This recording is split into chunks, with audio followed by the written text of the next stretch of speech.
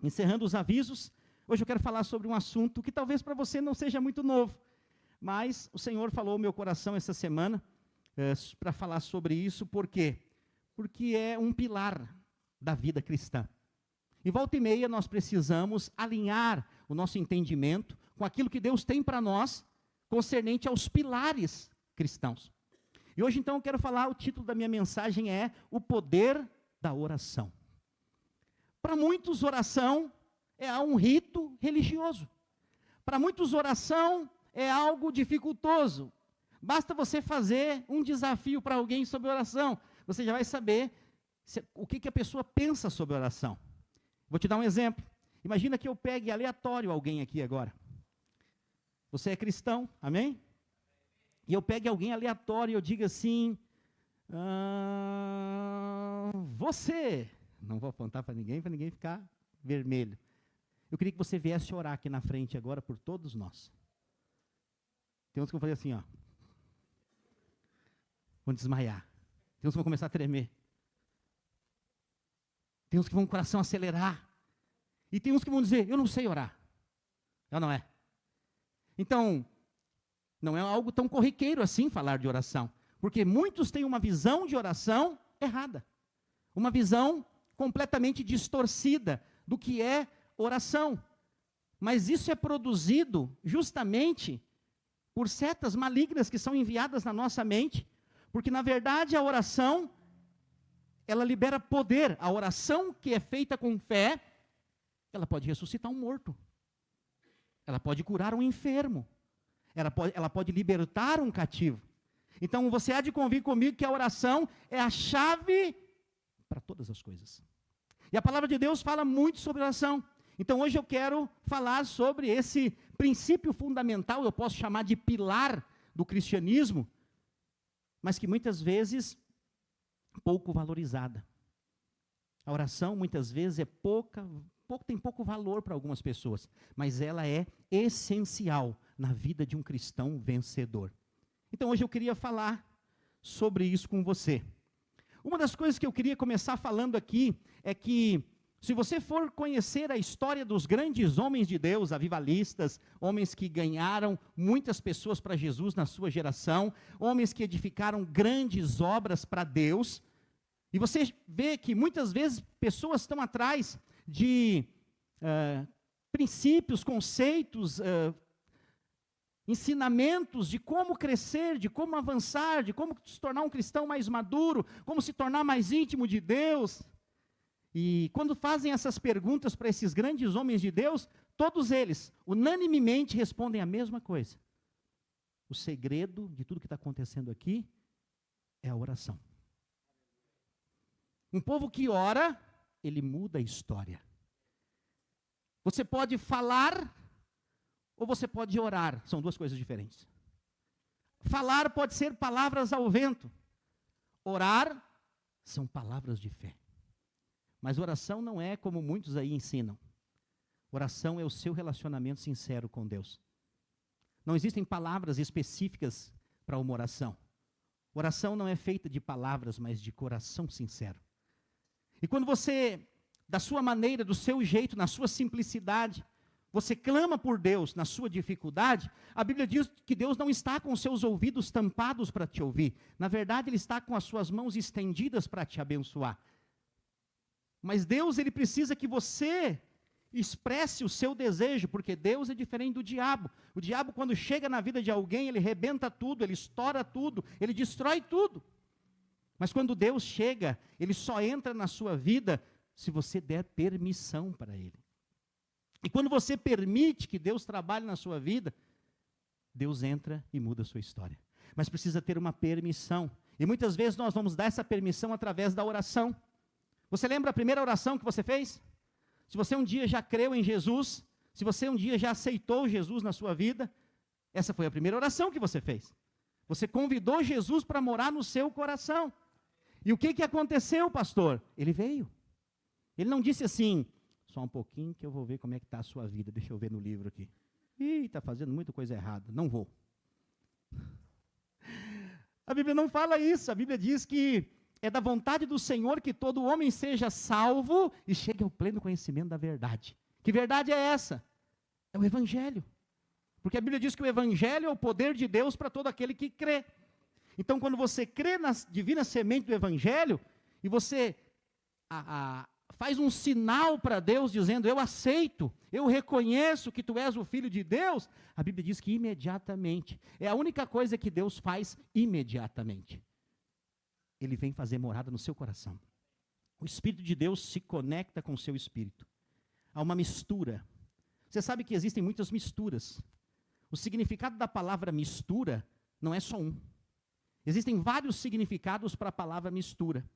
Mas quando a Bíblia diz que o Espírito Santo se conectou com o nosso espírito, ele fala que nós fomos misturados. E quando você vai buscar no original, você sabe que a Bíblia ela não é em português o original. O original é grego, hebraico e aramaico. O Novo Testamento, todo em grego. O Velho Testamento, hebraico e aramaico. Quando você vai ali no grego procurar sobre essa palavra, junção, unir, o Espírito de Deus unido com o seu Espírito através da salvação, essa palavra se chama amálgama. E o que é amálgama, pastor? Se você for ver a tradução original de amálgama, é uma mistura que não pode mais ser separada. Você concorda comigo que existem vários tipos de mistura? Vou dar um exemplo. Se você pegar um copo desse, eu insisto o que o Nicolas Pizon falou, tá bonito essa taça aqui. Se o cara não está com sede, até dá sede. Se você pegar essa taça aqui, aqui tem o quê? Água. Se você pegar azeite, óleo e colocar aqui dentro, você vai perceber que água e óleo não se misturam. Você pode mexer. Quando você esperar um pouco, cada um vai voltar para o seu lugar. Água e óleo não se misturam. Isso é uma mistura que pode ser desfeita. Não é a mistura que está sendo usada aqui, quando Jesus fala de se unir o Espírito dele conosco, com o nosso Espírito. Amálgama é o quê? É quando você pega essa água, coloca farinha, coloca sal, coloca açúcar, coloca azeite, coloca chocolate. Mistura. Já deu para ver que eu não sei cozinhar. Mistura. Vai ficar uma massa. Que você vai poder fazer um bolo de chocolate. Hã? No caso meu, vai abatumar. Eu vou chamar de brownie, porque é assim, né? Antigamente, a minha mãe dizia, abatumou o bolo. Hoje eles chamam de brownie e colocam um pouco de chocolate por cima. Falei, minha mãe já fazia brownie, há muito tempo atrás. Agora, se eu disser para você, dessa massa, tire o óleo. Não tem como. Tire a farinha. Não tem como. Tire qualquer condimento, não tem como. Por quê? Porque é uma amálgama, essa mistura não pode ser separada. A Bíblia diz que você foi amalgamado com Cristo. Não importa o que aconteça, você não pode mais ser separado dele. Quem poderá nos separar do amor de Deus que está em Cristo Jesus? Diz a palavra de Deus. Nem a morte, nem a vida, nem os anjos, nem os homens, nem os principados, nem as potestades, nem as coisas do presente, nem do porvir, nem altura, nem profundidade. Nada, absolutamente nada pode nos separar desse amor. Você foi amalgamado com Cristo. Agora, por que eu estou te falando tudo isso? Porque essa unidade plena entre você e Deus requer um relacionamento. O que quer dizer isso aqui? Que você e Deus se tornaram um só. Não é lindo que a Bíblia usa esse mesmo exemplo para o casamento? E os dois se tornaram uma só carne. Não é isso que a Bíblia fala? Então, essa unidade, ela não pode mais ser separada. Deus, então, o que um casamento bom tem? Relacionamento, conversa, diálogo. Quando um casamento está com as estruturas abaladas, a primeira coisa que vai embora é o diálogo. Não tem conversa, é o silêncio. Muitas vezes, esse é o maior problema dos relacionamentos. Eu digo do casamento, eu digo das famílias hoje. Às vezes hoje as famílias, os filhos chegam e saem de casa e não conversam com seus pais. E os seus pais não conversam com os seus filhos. Nós vivemos a maior geração de filhos órfãos de pais vivos. Não tem relacionamento. E quando as pessoas convertem, elas transportam isso para Deus. E também não tem relacionamento. Então, às vezes, o relacionamento de muitos cristãos é no culto e na célula, olhe lá. Mas uma vida de oração torna você íntimo de Deus. Então, você recebeu a pregação do Evangelho e você creu. Então, agora você está conhecendo Deus. Você está, através da palavra de Deus, a cada semana, você está conhecendo Deus. Nós nunca vamos parar de conhecer Deus. Eu nunca vou poder dizer assim, ó, agora eu já conheço Deus, não preciso conhecer mais nada. Sempre eu vou conhecer e prosseguir a conhecê-lo. Ele se revela através do relacionamento diário. Então, mas nós não podemos somente conhecer a Deus. Guarda isso para você. Nós precisamos nos fazer conhecido dele. A Bíblia diz que um homem chamado Enoque, lá no Velho Testamento, conhecia a Deus e o amava. E todos os dias Enoque tinha um relacionamento com Deus. Por causa desse relacionamento, Enoque se tornou conhecido. Sabe quem é Enoque? Ele é a primícia do que está prestes a acontecer. As primícias do arrebatamento. Enoque já está aguardando por nós. Porque a Bíblia diz que ele não conheceu a morte, ele foi arrebatado vivo. Porque ele queria tanto Deus, que um dia Deus disse para ele, hoje é eu que te quero, vem. Então, nos fazer conhecer, como eu me faço conhecido de Deus, pastor? Através da oração. Oração é relacionamento. Você vai ver que esses homens de Deus, ao longo da história, cultivavam esse estilo de vida de relacionamento. Tem um pastor, ele já faleceu, já está com o Senhor no paraíso, David Paul Yang Cho. É o pastor da maior igreja do mundo, uma igreja em células, em Seul, na Coreia. Igreja do Evangelho Pleno. Chegou a 1 milhão de membros. Você imaginou, num país como a Coreia, uma igreja com 1 milhão de membros? É uma igreja que abençoa o país demais. O presidente do país está domingo de manhã na primeira fileira do culto. A igreja, tudo que ela decide fazer na cidade, consegue. E aí você vai ver a história desse homem, um homem simples, que começou a sua peregrinação no Evangelho depois da Segunda Guerra Mundial. E a história do começo dele é que ele andava com uma trena, sabe trena, de medir? Ele andava com uma trena porque, em oração, Deus disse para ele que a igreja dele seria a maior igreja daquele país. Quando ele não tinha nada, quando ele era pobre, ele andava com uma trena. Sabe o que ele fazia? Ele ia nas frentes dos maiores prédios que existiam na época, e ele fazia uma medição. Ele media, anotava. Ia para o outro. O que ele estava fazendo? Ele estava procurando o maior. Quando ele encontrou o maior, ele começou a orar por aquele prédio. Nós vamos reunir a igreja aqui. Mas ouça, ele não tinha nada. Marcos 11, 24. O que ele praticou está escrito na palavra. Eu vou ler para você agora. Marcos 11, 24. Olha o que a palavra de Deus está dizendo aqui. Por isso vos digo, quem está dizendo? Jesus. Que tudo quanto em oração pedirdes, crede que recebestes. Preste atenção aqui no que está falando aqui. Não é, creia que você vai receber. Não está dizendo isso. Ele está dizendo, creia que recebestes, e será assim convosco.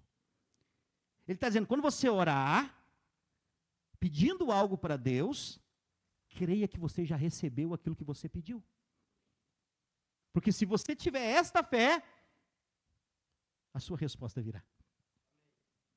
Vou te dar um exemplo melhor, que talvez alguns não entenderam. Imagina que eu chamo aqui o Diogo, e eu digo assim, Diogo, viu meu carro ali fora? Pois é, a partir de hoje eu vou te dar de presente esse carro. Ok? Só que só tem um problema, eu não vou te entregar esse carro com alguns defeitinhos que ele tem. Já que eu vou te dar um presente, vou te dar um bom presente. Então eu vou mandar ele amanhã na oficina, para fazer tudo que precisa ser feito. Provavelmente daqui a uma semana eu te entrego ele. Ok? A pergunta que eu faço, qual que é o posicionamento dele? Ele já crê que recebeu? Ou ele só vai crer depois que ele receber daqui a uma semana? Quando eu falei, ele já creu. Ele falou, é meu. Se a pessoa que está falando é uma pessoa de palavra, e Deus é, ele já vai crer antes de receber. Agora vamos lá para a fé de Hebreus 11:1. O que Hebreus 11:1 diz? Por favor. Hebreus 11:1. Por que a oração tem que ser com fé? Porque a fé é a certeza de coisas que se esperam. Vamos lá. Ora, a fé é a certeza das coisas que se esperam. Certeza, eu repito, certeza das coisas que se esperam. Não chegou ainda, mas eu tenho certeza que vai chegar. Então, muitas vezes você precisa de uma cura e às vezes você não recebe a cura. Por quê? Porque você espera sentir algo. Não, você tem que ter a certeza. Alguém orou, decretou, a Bíblia falou, já estou curado. Nós estamos entendendo? Diga amém. Ah, Deus prometeu que ia fazer algo, restaurar o meu casamento, curar meu filho. Se Ele prometeu, filho, ainda que você não esteja vendo, creia. Por quê? Vamos lá. Não tira, por favor. Hebreus 11:1. Aleluia. Aleluia. Ora, a fé é a certeza das coisas que se esperam e a convicção de fatos que não se veem. Eu não vejo, mas eu orei. E para quem eu pedi, Ele é fiel para cumprir. Por isso eu creio. Há poder na oração. Quando a oração é misturada com a fé. Quando você decide crer contra as circunstâncias, Jesus está falando, se você pedir, crendo que já recebeu, você volta com o seu milagre para casa. A porta vai se abrir. Então, os milagres de Jesus, eles são baseados na oração que Ele faz. Ouça o que eu vou dizer para você.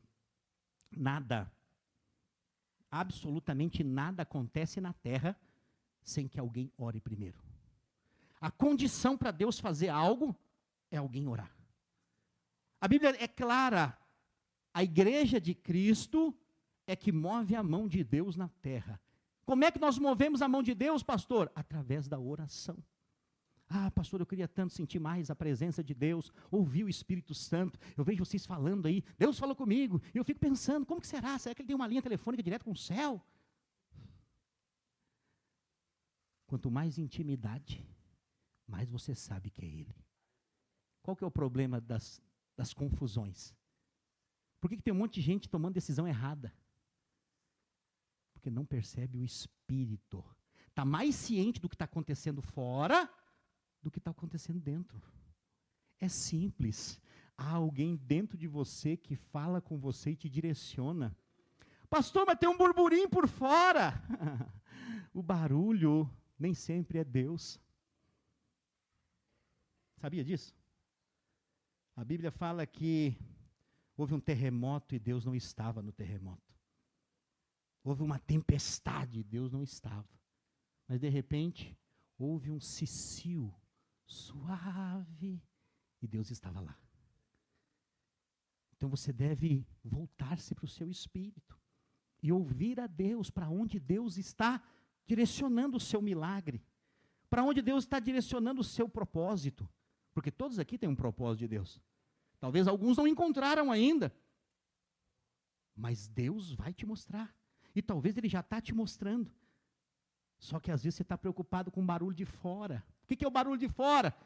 Você vai ser crente agora e na igreja todo domingo?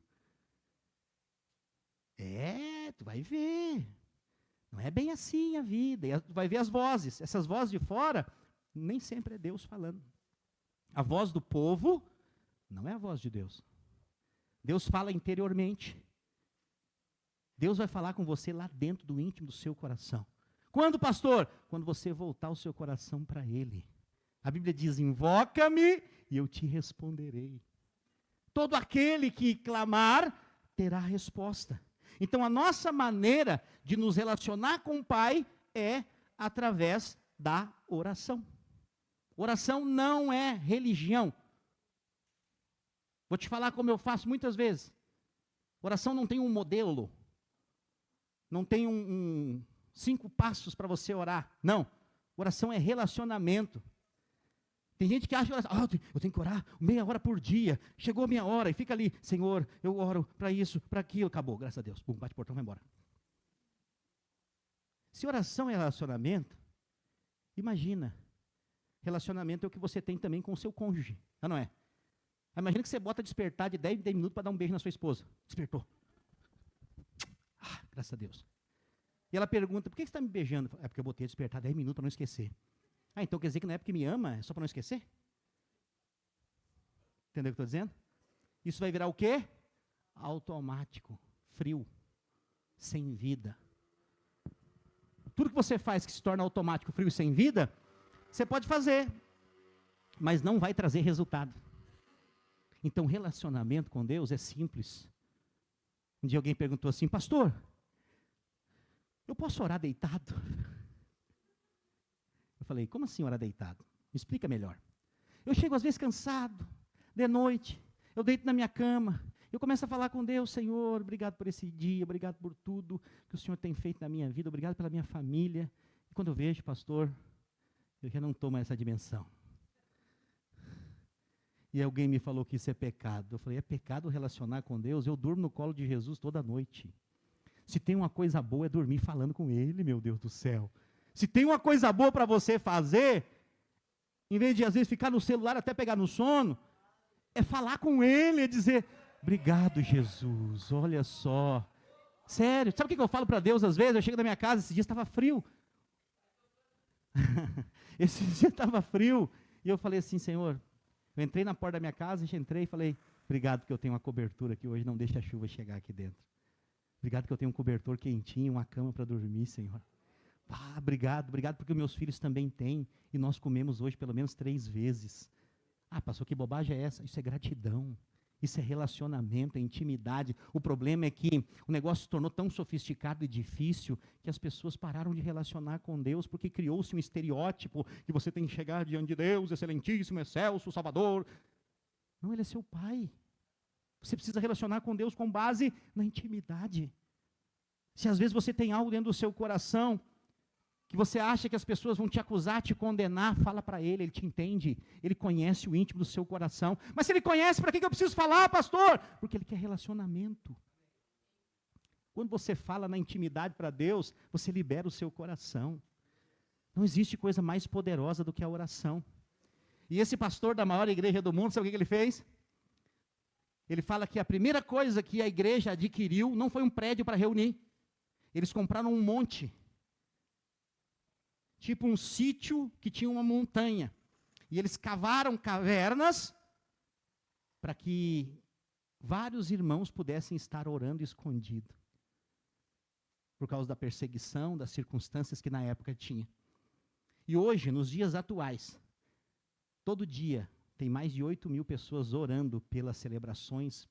Espera aí, já alcançaram o ápice. Não, ainda tem muita gente para ser salva. Eles estão enviando gente para tudo que é canto do mundo, para pregar o evangelho, para anunciar as boas novas, até que Ele venha para nos buscar. Aí você fala para um homem desse, ele podia dizer, não, é que eu falo muito bem. Não, é porque eu tenho habilidade, eu estudei para isso. Ele fala, não, eu pedi e Deus deu. Toda glória, toda honra seja dada a Ele. Não tem glória humana naquele ministério. Não tem glória de homem nenhum. Talvez muito pouca gente conheça Ele. Tamanha proporção que é o ministério dele. Mas eu vou dizer, o céu conhece Ele. Porque Ele ganhou muitas almas para Jesus. Através da oração. Então a oração é relacionamento. Um exemplo básico disso. Quem é o nosso exemplo maior hoje? Quem? Quando você pensa, eu tomo uma água. Jesus. Jesus orou? Existe algum exemplo na Bíblia que Jesus orou? Abre lá para mim, Lucas capítulo 5, verso 16. Lucas 5, 16. A Bíblia diz assim, Ele, porém, se retirava para lugares solitários e orava. Jesus orava para tudo. Quando você ora, algo sobrenatural acontece. Existe uma conexão do céu com a terra. Eu quero dizer algo para você hoje, você é parceiro de Deus nessa terra. Quando você coloca a vida de alguém diante de Deus, Deus vai trabalhar em seu favor. Eu orei 9 anos, minha família me perseguindo, minha família de origem italiana, católica, cólica e cólica. Então eu sou o primeiro assim, dissidente da família. E quando eu me converti, minha mãe disse, agora eu não tenho mais filho. Tu abriu mão da nossa religião de muitos antepassados. Eu falei, mas não fui eu que escolhi, foi ele que me escolheu. Não é uma decisão minha. Ela falou, não, acabou. Depois que eu me tornei pastor, então, ela falou, a partir de hoje, esquece, tu não é mais meu filho. Aquilo me doeu muito no meu coração. Mas eu tinha uma convicção que Deus me chamou para isso. 9 anos eu coloquei o nome da minha mãe num caderninho de oração e dizia, Senhor, alcança minha mãe, não deixa ela morrer e ir para o inferno sem a salvação, alcança meus irmãos, alcança minha família. Há uma promessa do Senhor e eu creio, eu e a minha casa serviremos ao Senhor, eu creio que o Senhor vai fazer, eu creio que o Senhor é Deus de milagres, eu sei que o Senhor pode fazer.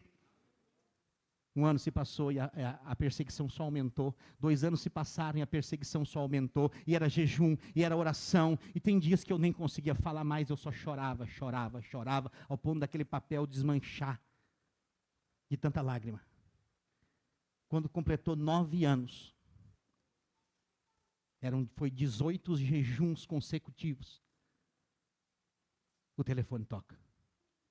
A minha mãe. Meu filho, posso falar contigo? Eu falei, claro, mãe. Falei, dentro de mim eu pensei, lá vem bomba. Ela falou assim, eu estava aqui conversando com o teu irmão, com o teu padrasto, e nós estamos esperando já há tantos anos vocês desistir dessa vida de crente. Mas nós chegamos à conclusão, olhando para a vida de vocês e comparando com a nossa, vocês é que estão certo. E nós estamos aqui porque nós queremos aceitar esse Jesus que tu prega. Você sabe o que é isso? É tempo de espera. Oração e fé vai produzir o milagre. O evangelho é irresistível. E eu vi minha mãe e minha família de mãos erguidas entregando a vida para Jesus. Hoje eu sou o pastor da minha mãe. Ela me liga todo dia, me manda mensagem todo dia. Meu filho ora por mim, participa das lives. E por que isso, pastor? Como que foi essa mudança?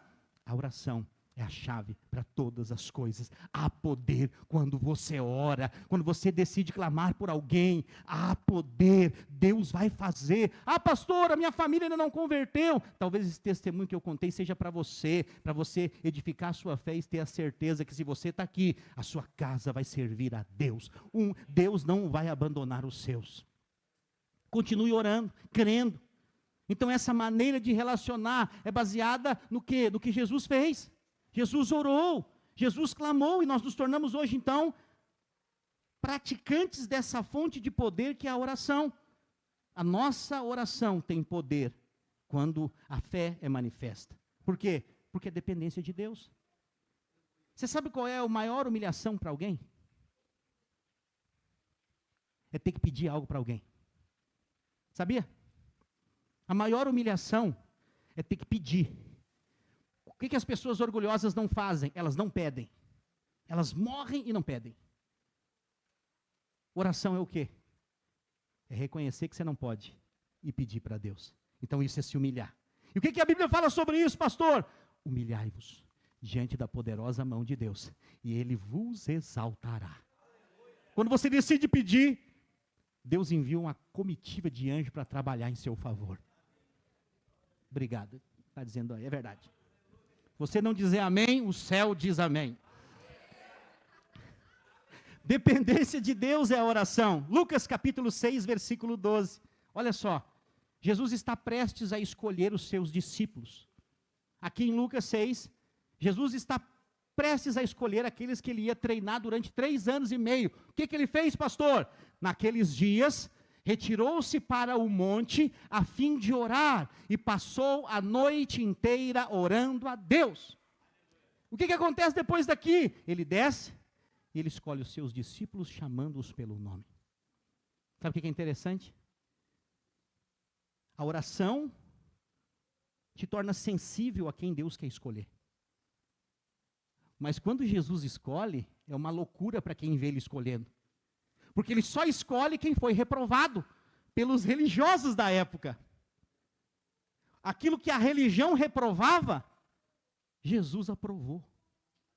Todos os discípulos de Jesus foram encontrados trabalhando em trabalhos seculares.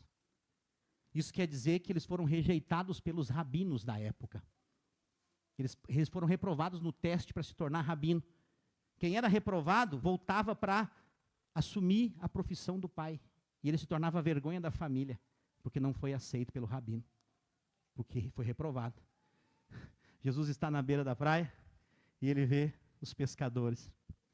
Ele pede o barco, depois ele diz: vinde após mim, eu vou fazer vocês pescador de homens. Eles eram o quê? Pescadores. Por que eles estavam pescando? Eles foram reprovados pelos rabinos. Depois Jesus vai mais à frente e vê outros consertando redes. Ele também chama. Se eles estavam consertando redes, é porque eles estavam fazendo o ofício dos seus pais. Esse era o sinal que eles foram reprovados pelos rabinos. Jesus escolheu todos os reprovados. E tinha um, que era o pior de todos. O nome dele era Mateus. Ele foi encontrado na coletoria. O coletor de imposto era amaldiçoado por todo mundo, até pela sua própria família. Ninguém queria ele perto.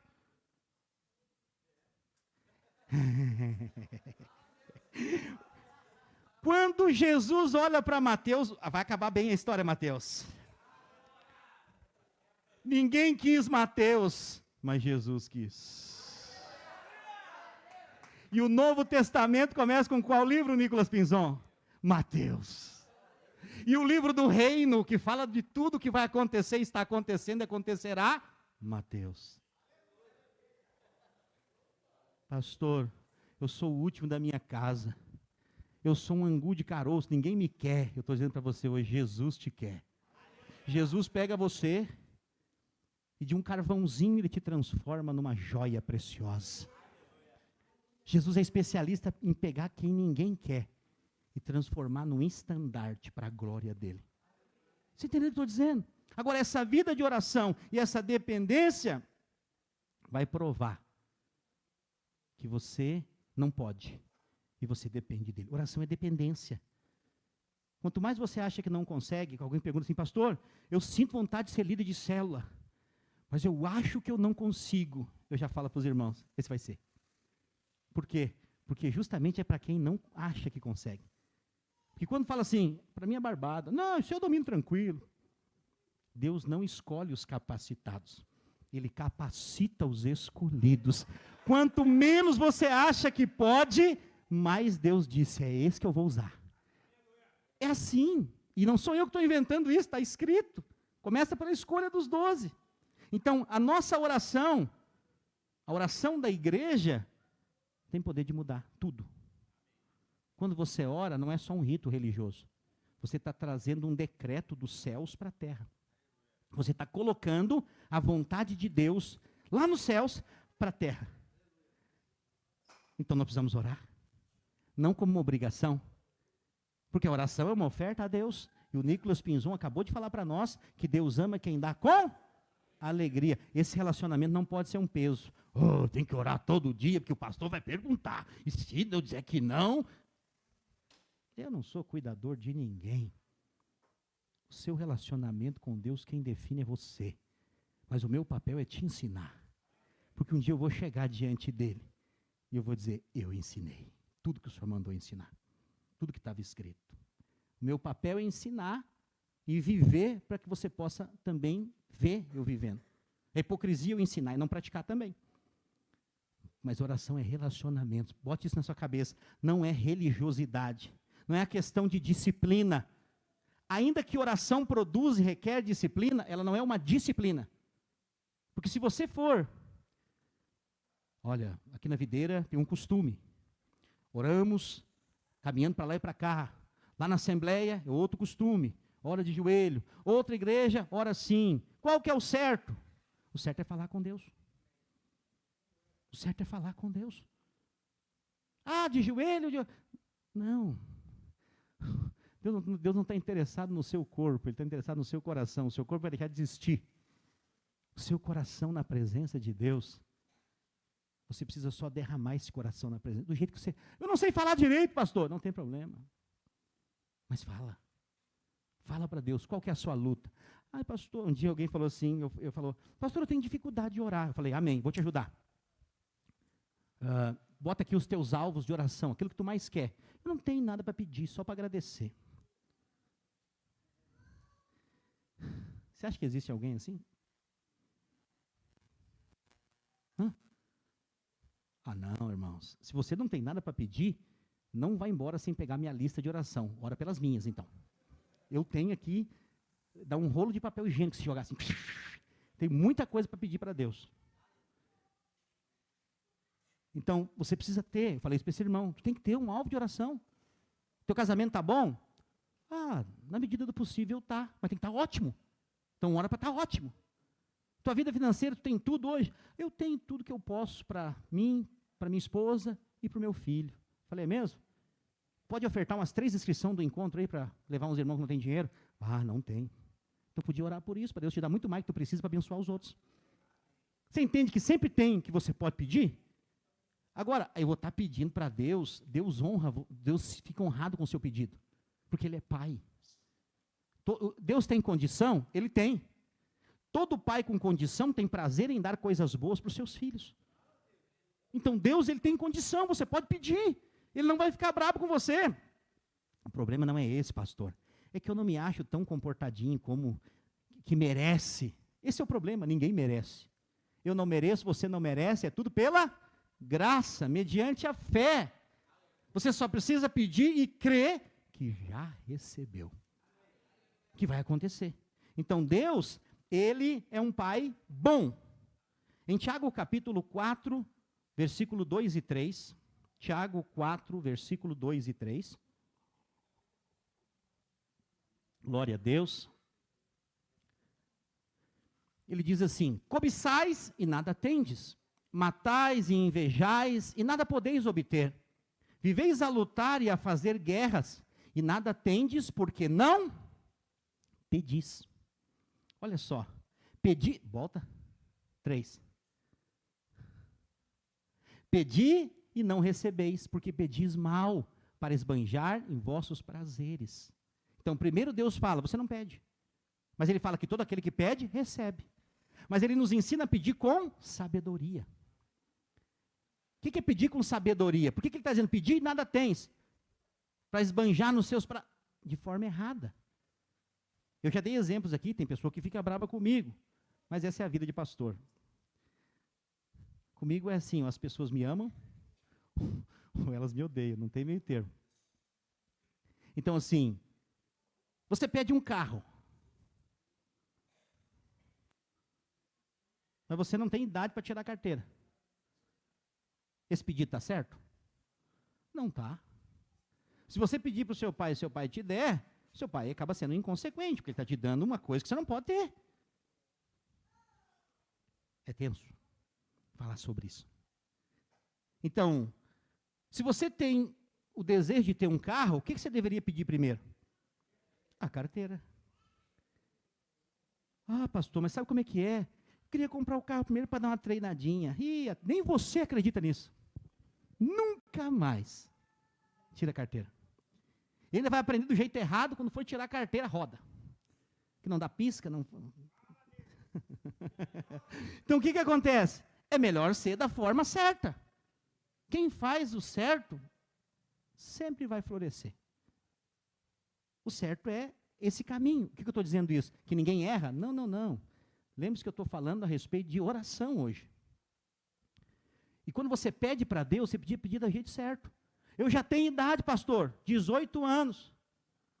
E eu posso tirar minha carteira. Com 17,5 já dá para começar a juntar dinheiro para pagar. Então, se você tem sabedoria, você tem 17,5 ou 17, você já começa a guardar. Quando você faz 18, você já tem o dinheiro para pagar à vista. E à vista é mais barato. Aí você paga, faz, e depois você vai comprar o carro. Não é assim o processo normal? Aí você pode pegar o seu carro e sair tranquilo. O contrário, você pega o carro, sai, aí você vê uma luzinha fazendo assim, ó, zum, zum, zum, já bate o desespero. E aí dá acidente, dá todo tipo de porcaria. Então, a coisa certa vai produzir o favor de Deus na sua vida. O que é a coisa certa? Orar de forma certa. Ah, pastor, eu creio que Deus vai prosperar a minha casa. Ore por portas abertas. Declare sobre a sua casa. Não fique dizendo, nós não temos dinheiro para nada, só dá coisa errada. Você fala, você atrai. Fale o que você quer ver, não o que você está vendo. Ah, pastor, parece que não está dando nada certo na minha vida. Não, não, não, não, não. Tudo vai cooperar para o seu bem. É o que está escrito. Você tem que colocar a palavra de Deus diante de você e confessá-la contra a circunstância. Sabe o que é isso? Nós estamos aqui há muito tempo nessa cidade proclamando, nós vamos ser a maior igreja dessa cidade, Deus vai fazer um milagre, muitas pessoas vão vir, famílias virão. Uns vêm, outros vão, uns vêm, outros vão, nós estamos aqui. E vai passar os anos, e se Jesus não voltar, nós vamos estar aqui. Talvez eu vou estar velhinho, pregando aqui. Irmãos, Jesus não voltou ainda, mas vai voltar.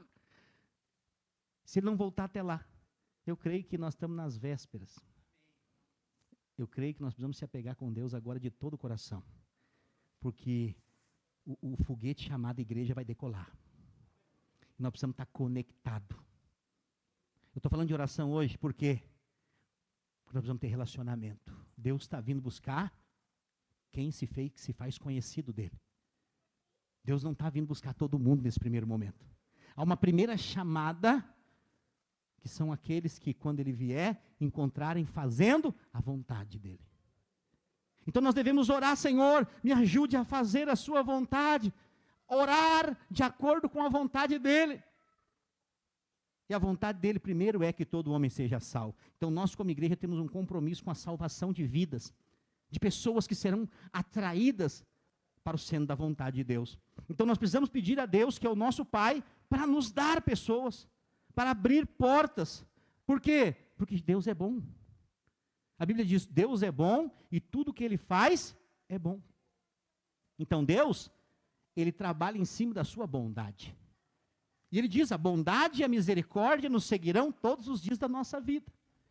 Mas o mundo, e alguns crentes, insistem em botar na conta de Deus, avião que cai, criança que morre, toda a tragédia da terra. As pessoas falam o quê? Deus quis, né, pastor, fazer o quê? Não, não, não, não, não, Deus não quis. Deus é vida. O cara da morte é outro.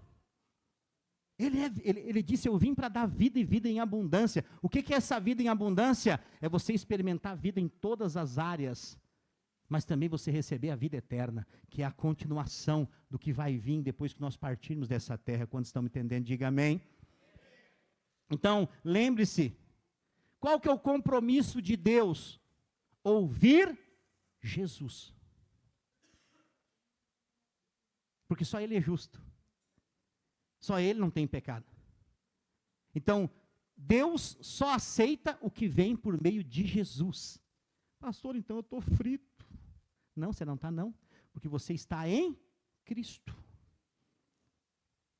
Quando você chega, Jesus chega. Quando você fala, Jesus fala. Você está em Cristo. O que é estar em Cristo, pastor? Empresta a tua Bíblia aí, Nicolas Pinzon, rapidamente. Isso aqui é repetitivo, mas sempre importante. Jesus está aqui, amém? Essa é a palavra de Jesus. Você, esse aqui, ó. Você, esse telefone. O que é estar em Cristo, pastor? Se Deus só ouve Jesus, você pensa e ouve isso e fala, estou frito. Porque Ele não vai me ouvir. Por isso você precisa estar em Cristo. O que é estar em Cristo? Cristo, você, estar em Cristo. Quando Deus olha para você, Ele vê o que agora? Cristo. Não tem como enxergar esse telefone aqui que é você. Só está enxergando a Bíblia, que é Cristo. É assim que aqueles que estão em Cristo são nova criatura. As coisas velhas já passaram, eis que tudo se fez novo. Obrigado. Então você é uma nova criatura em Cristo Jesus. E agora nós podemos nos achegar diante do trono da graça de Deus para pedir qualquer coisa. E Ele diz, pedi e dar-se-vos-á. Buscai e achareis. Batei e abrir-se-vos-á. Porque todo aquele que pede, recebe. Todo aquele que busca, encontra. Todo aquele que bate, abrir-se-lhe-á. O que Ele está dizendo? Sempre vai ter resposta para você que está em Cristo. Deus não te deixa sem resposta. Não te deixa. Ele sempre vai trazer resposta. E por fim, Jesus orava, mas a igreja também orava. Muitas pessoas me perguntam assim, pastor, como que eu sei a igreja certa para fazer parte? São muitas hoje, é ou não é? São muitas. E é bom que tenha muita igreja mesmo, para que mais pessoas possam se adequar e converter e conhecer o Evangelho. Mas as pessoas perguntam, qual que é a igreja certa, pastor? A igreja certa está na Bíblia, Jesus deixou escrito tudo o que nós precisamos fazer. E a igreja certa está em Atos dos Apóstolos. E lá em Atos, capítulo 1, versículo 14, Atos 1, 14, olha o que a palavra de Deus diz. Todos estes perseveravam unânimes em oração, com as mulheres, com Maria, mãe de Jesus, e com os irmãos dele.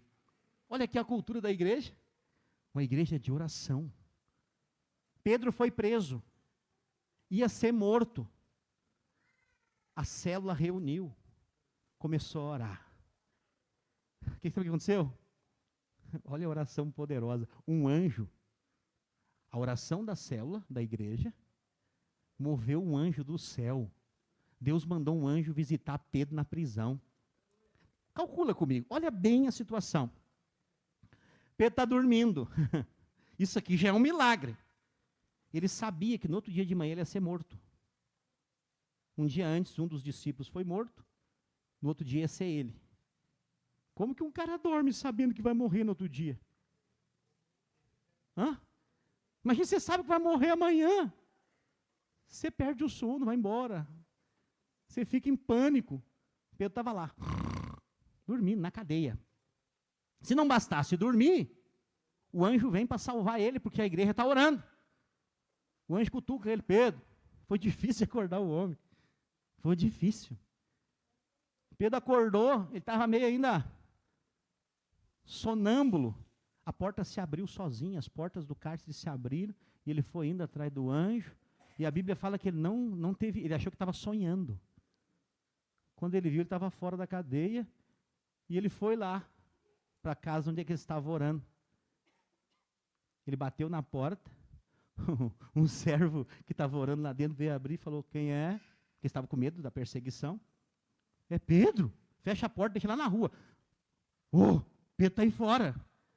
Ele estava orando para Pedro ser solto. Eles falaram, não, deve ser o anjo dele. Eles não creram que Pedro estava ali. Mas Pedro foi solto através do quê? Da oração. A sua oração move o céu.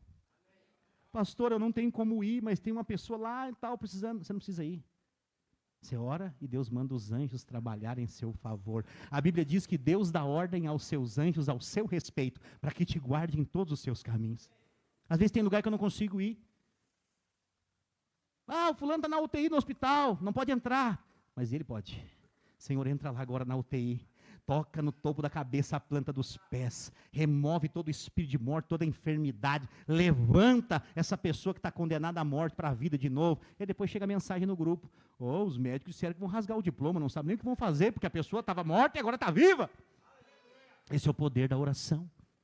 Agora você talvez pode pensar, não, tem algumas pessoas que estão mais perto de Deus e Deus ouve mais rápido, o senhor é uma, né, pastor? Eu falei, não. Eu ouso dizer para você, não existe maneira de você estar mais próximo de Deus do que agora. Porque Ele está dentro de você. Ele habita em você. Ele te ouve. Agora havia ali na igreja unidade. E a unidade é algo poderoso. Talvez se tem algo na sua família fora de controle, coloque a sua família na unidade da oração. Pastor, mas quanto tempo? Esquece o tempo. Esquece o tempo. Você já percebeu que à medida que você vai gostando de algo, você não olha mais o relógio? Aquilo que é bom, você não vê o tempo passar. Os nossos alunos aqui do Maturidade, eles ficam assim, olhando, e eles vão. Às vezes tem um intervalo, e eles não querem parar. Não, continua aí, continua aí. Aí esses dias o obreiro veio dar aula, ele não me ouça. Ele falou assim, pastor, ele é o diretor da escola. Teve uns alunos que reclamaram que o senhor termina sempre depois do horário. Aí eu falei assim, Senhor, me perdoa. É verdade, mas a culpa é deles. Porque eles ficam me perguntando um monte de coisa. Eu tenho conteúdo para responder. Aí eu fui inventar de falar para eles que a última aula do curso de maturidade é sobre o reino e a volta de Jesus. E eles ficam toda hora me perguntando, e o negócio lá, como é que vai ser? Como é que vai ser o reino? Como é que vai ser no céu? Quem morre, morre, vai para onde? E eles ficam me atiçando, e eu gosto de ensinar, então eu entro na deles. E aí nós ficamos ali. Aí quando vê, Um já perdeu o ônibus, outro já perdeu a carona, nós estamos tudo aqui. E o seguinte, essa turma é de vencedores, eles vão até o final. Eles não faltam aula. Eles não faltam aula. Eles chegam aqui já faminto, cansado no corpo, mas faminto no espírito. Não é assim? Quando você gosta do que você está comendo, você não se preocupa com o horário. Agora, quando a comida está ruim, você fica toda hora, acaba esse negócio logo. Logo que a gente, às vezes, começa na vida da igreja, é assim. Ou às vezes que a gente tem muito tempo de fé, é assim. Mas quanto mais você é faminto, mais você quer receber de Deus. Quando estamos entendendo, diga amém. Então, a igreja primitiva, ela vivia essa prática. Era um prazer servir a Deus. A oração precisa ser um prazer e não um peso. Oh, tem que orar. Não, é relacionamento, é que nem ler a Bíblia. Muita gente acha que tem que ler 8 capítulos por dia. Tá bom, se você consegue, faça isso. Não é pesado para você, faça. Mas às vezes comece com um versículo. Eu ensino. De terça a sexta-feira, meio-dia, nós temos a live de leitura da palavra lá no Instagram, Juan Pablo Marçal, que é o meu Instagram. Nós lemos um capítulo da Bíblia por dia. Um capítulo, uma explicação e a oração. Daí de 30 a 40 minutos, no máximo. Sabe quanto tempo nós estamos nessa caminhada? Esse ano vai fazer 5 anos. Está fazendo 5 anos que nós lemos a Bíblia de terça a sexta-feira, um capítulo. Nós já estamos para a terceira vez que nós lemos o Novo Testamento. Já lemos Salmo, Provérbios, Eclesiastes, muitos livros da Bíblia aleatórios. Todo mundo que está ali está se alimentando da palavra e está conhecendo a verdade. O que a Bíblia fala em João 8,32? Conhecereis a verdade vos libertará. Então é intimidade, é relacionamento. Você lê a Bíblia, você ora. Aí as pessoas falam, por que eu tenho que ler a Bíblia e tenho que orar, pastor? Quando você lê a Bíblia, o que é a Bíblia? É a boca de Deus aberta falando com você. E o que é a oração? É você falando com Deus. Então, um relacionamento completo não é só um falando. É os dois. Um fala, o outro escuta. Depois o outro fala e o outro escuta. Quando você lê a Bíblia, Deus está falando com você. Aí você fala assim, pastor, eu vim aqui hoje para receber uma profecia. Fala Deus. Aí você abre a Bíblia, Deus vai falar com você. Abre a Bíblia, leia, você vai ver Deus falando com você. Sério. Essa semana foi algo extraordinário. Normalmente eu preparo uma palavra para pregar no domingo, e depois na outra semana eu preparo outra para pregar no domingo. Nessa semana Deus me deu a palavra de hoje, e já me deu a palavra da semana que vem. Como que foi? Ele desceu numa nuvem falando, escreve aí meu filho que eu vou te falar. Não, eu estava lendo a Bíblia, no meu devocional. Semana que vem eu vou pregar sobre Efésios 1. Você quer saber quem você é em Deus? Então você não pode faltar o culto domingo que vem. Você precisa saber o que Deus fala ao seu respeito. Deus, ele fala algo na Bíblia ao seu respeito. Então tem gente que fala sobre você. O diabo fala sobre você. Mas o que interessa nem é nem o que você pensa ao seu respeito. É o que Deus fala. Então semana que vem já guarda aí no seu calendário, culto às 19 horas, o que Deus fala de mim. Essa é a palavra de domingo que vem. Mas nós vamos encerrar da oração hoje. Amém? Então eu quero chamar você hoje para experimentar esse poder que está liberado através da oração de todo crente. Pastor, quem pode orar? Qualquer cristão. Se você nasceu de novo, seu espírito está conectado com o Espírito de Deus. E é interessante que Deus, Ele quer usar você. Porque a oração não é só, eu posso pedir para mim, e é bom, Deus quer me dar, mas eu também posso pedir para outro. Então talvez você está aqui, você está pensando assim, o fulano tinha que estar aqui. Eu quero trazer o fulano para a igreja. E aí você vai lá e convence, fala, o cara fala, eu não quero saber de igreja. Aí um dia você chega em casa, você pega um papel, você coloca o nome dele. Todo dia você apresenta diante de Deus, Senhor, eu não posso mudar essa pessoa, mas o Senhor pode. Alcança ele, toca no coração dele, convence ele do pecado, da justiça, do juízo. Salva ele, Senhor. Salva a casa dele. Restaura a vida dele. Você está fazendo o quê? Oração intercessória. Você está fazendo o quê? Se colocando no lugar da pessoa, pedindo para outro. Então, pedir para você é bom, é maravilhoso. Mas a oração intercessória tem poder, porque você tem compaixão do próximo. Então, nós precisamos orar. Quantas pessoas hoje poderiam estar aqui ouvindo a palavra, recebendo um alimento espiritual para a sua vida, e não estão? Mas elas estão em algum lugar, comendo alguma coisa. Nada é neutro. Tudo que você recebe vai causar um metabolismo na sua vida. Hoje você está recebendo fé através da pregação. Um monte de coisa aconteceu nesse culto hoje. Em 2 horas. 2 horas é muito pouco tempo, se você parar para pensar. 2 horinhas. Você está recebendo muita coisa, que talvez você nem saiba, mas vai abençoar a sua semana inteira. Porque hoje é o primeiro dia da semana, é domingo. Então você está consagrando esse primeiro dia ao Senhor, que vai abençoar, há uma bênção especial para a sua semana por causa de hoje. Porque você saiu da sua casa, tudo isso aqui é preço. Você saiu da sua casa, do seu conforto, com seus filhos, com a sua família. Talvez tinha outra coisa para fazer, você abriu mão para estar aqui buscando a Deus. Você acha que Deus vai deixar isso de qualquer jeito? Não. Deus tem algo especial para você. Só porque você decidiu fazer isso. E hoje eu quero, com essa mensagem, chamar você, para que nós possamos ser uma igreja de oração. Uma igreja que clama. Sabe que a minha alegria é que as nossas orações de sexta-feira têm sido fantásticas. Eu lembro de um tempo em que nós clamava, Senhor, convence os irmãos para vir na oração. Senhor, traz os irmãos. Nós temos tido mais de 40 pessoas toda sexta-feira aqui orando. Orando pelas células, orando pela sua vida, orando pela sua casa. Então, quer dizer, não é mais só o pastor que ora, é um exército de pessoas clamando a Deus. Se uma pessoa tem poder em oração, imagina um exército concordando. Não há o que nós intentarmos fazer que nós não conseguimos. Porque essa é a fé que produz unidade. Jesus disse, tudo que 2 ou mais concordarem debaixo do céu, isso vai acontecer. Sabe uma coisa que nós temos orado? Pela salvação dessa cidade. Famílias inteiras vão entrar por essa porta. Famílias inteiras vão se entregar nas mãos do Salvador. A mensagem do Evangelho é Cristo. Cristo é o centro do Evangelho. Você precisa entender isso hoje. Você precisa olhar para Jesus. Ele é o autor e consumador da nossa fé. O pastor não é o autor e consumador da sua fé. A igreja é por si só como placa, não é. Mas Jesus é. Jesus é o centro do Evangelho. Tudo que você precisa é olhar para Jesus e prosseguir. Porque ele diz assim, no final da caminhada, há uma recompensa. Paulo fala, esquecendo-me das coisas que para trás ficam. Sabe quem lembra do seu passado? É o diabo.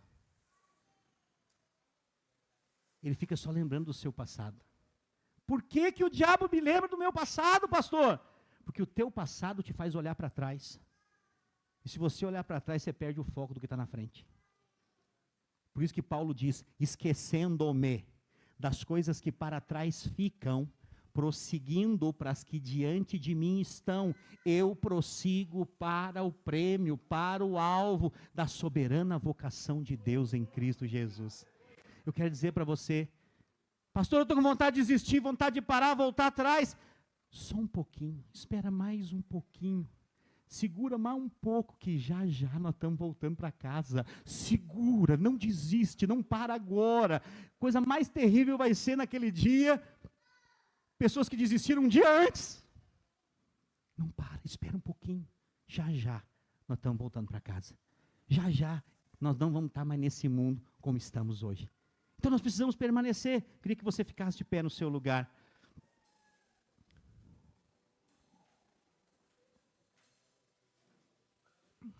Fala assim comigo, a oração é a chave para um grande avivamento.